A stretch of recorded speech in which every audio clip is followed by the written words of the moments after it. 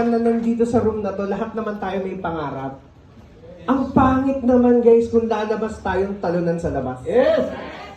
Di ba? O mas masarap makita na, yes, nahirapan nga tayo ngayon, pero in the end, lahat tayo panalo. Ako, gusto ko yun, sabihin sa inyo na, ilaban nyo lang kung ano man yung nangyayari sa inyo ngayon, guys, is pagsubok lang yan. It's a test, di ba? Na balang araw, ikaw na rin yung Mahal niyo ba sila? Yes! Kung wala man yung ganito ang ulitin ko, mahal niyo ba ang appliance niyo? Yes! Sabihin mo, mahal ko ang appliance ko? Mahal ko ang appliance ko! Ano yung sa highlight kung ano yung sa mga ngayong araw na?